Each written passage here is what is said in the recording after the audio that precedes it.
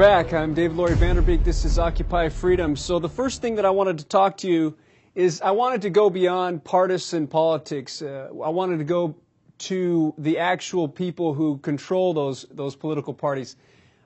We could bash Obama, we could bash Mitt Romney, we could bash the Congress or the Supreme Court, but it's really important to take into consideration that there are forces behind all of them. Now, if you think about globalism, or let me put it this way, I have a friend, and I asked him a question, and I said to him, he's a professional, I said, I respect your opinion, no matter what you think of what I'm about to say, but I would like to get your take on a question. I'm just going to say a phrase to you, and then I'd like you to tell me what you think it means. And so he was prepared, and I said, New World Order. And he said, well, I think of two things. One, I think of people who are like utopian, who are kind of into the flower movement, that everything is love and peace. And then the other thing I think about is running to the hills, living in a bunker, rejecting the government, anarchy. So, and I think, so that's what my friend said.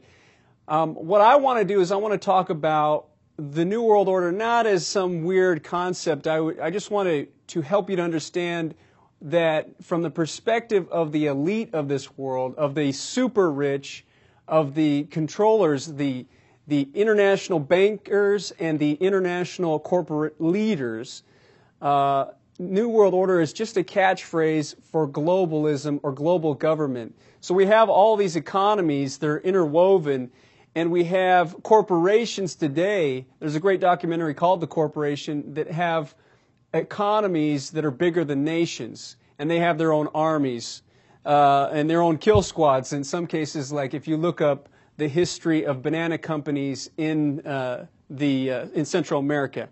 Now, I'm going to give you some homework assignments. One of those is for you to research these specific organizations themselves. There are a couple that meet in America on a regular basis, and others that were created in America. Now, if you look up Bilderberg, that's Bilderberg,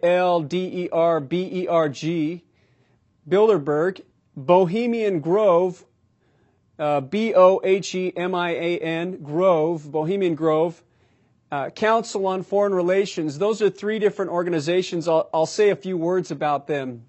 Now, Bilderberg meets around the world every year, and there are leaders from the U.S. that attend Bilderberg. There are leaders from, it's an international community. There are royalty that attend Bilderberg. And you can actually find out, you can look up the lists of all the people who have attended Bilderberg. During Obama's first presidential campaign, he was missing during the Bilderberg meeting of that year. So a lot of people believe that he attended that one. That's just an example of some people who might have attended it. But you can look up the list for yourself. Some of those things are disclosed. Bohemian Grove, on the other hand, they meet in California. There's a grove that they have in the Redwoods, and they have a large owl, which they have a ritual at. And they say that they don't do anything political, but there's all the leaders that meet there. There are pictures of Nixon going there. The Bushes have been there. And they'll just make jokes about these things like they're no big deal. But the reality is that these leaders are meeting illegally. We have a thing called, in the U.S., we have a thing called the Logan Act. And so what that's saying is that political and corporate international leaders can't meet in secret to make political decisions. They can meet behind closed doors, but the public has to be aware that they're meeting, where and when, and get some sense of what the purpose was. So I think that one of the things we have to do as Americans is we have to commit to understanding the broader picture on who's pulling the puppet strings on our president and on Congress and on even your local leaders. And you have to look at your state governments, you have to look at county governments, because all of these international corporations and their policies have a trickle-down effect. One example would be Agenda 21, which is the use of the environment to wage war on all human activity. So the way that reaches you, like in Las Vegas recently, they're putting in these smart meters on homes that can regulate all the electricity use in your home and report on everything you're doing, and it can even take over your electrical use in your home. So there was a story about a lady who had actually opted out, and you should have an opt-out in these programs, but the police still went to her home with the electrical company representative, cut the lock off of her gate, and put the smart meter on her home and arrested her. So, but that's how these international policies trickle down. And global government, in order to understand global government, you just have to understand the essence of it. You're talking about global taxation. We're talking about a global army. We're talking about global law or international law. So it's the surrendering of your national sovereignty. And you say, well, how would a global taxation come about? Well, another example of that would tie back to Agenda 21. You hear all this talk of carbon taxes. And carbon taxes are a tax on human existence or human life or all life. All life forms are carbon-based. And so the argument that the elites want to get the masses of dumbed-down humans to buy into is that you're pollution. I mean, that's the message, is that the elite think of the human race as actually two species, them and everyone else.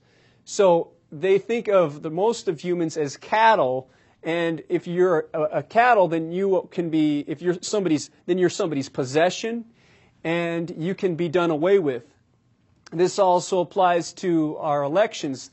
They don't really care about whether you elect anybody or not. But I'll talk about that further on. I do want to talk about the Battle of Athens and voting machines. What I want you to be able to do is to research things so that you can commit to wage war. You have to know who's hitting you. You have to know that these elite organizations are a critical part in the problem in America, and that we need to remove their influence, and we need to be willing to do what it takes. We have to be free of them. And you're wondering, well, why don't things change in Washington? That's part of the reason, is that they are in control of the system. One of the things that you should know furthermore is that the monetary system is a big source of control. The Federal Reserve is simply a banking branch of the global banking cartels. So your Congress has no oversight, and they can't even audit the Federal Reserve, and they can't shut it down. That's a strong indication that you need to be able to look at that, and we as Americans need to take back our monetary system. Every state should have its own state bank. Every government is required to pay its debts according to the Constitution in gold and silver, while the free market can use anything it wants for currency. But the current state of affairs in America is that every business is forced to accept Federal Reserve notes. That's what it says on your money. They're Federal Reserve notes for legal tender. No business can do business legally except using that currency. So that is global control. And the global banksters don't care whether it's the U.S. dollar or some other currency. They have control of it, and they're not going to give it up without a fight. So every state needs to be able to look at that.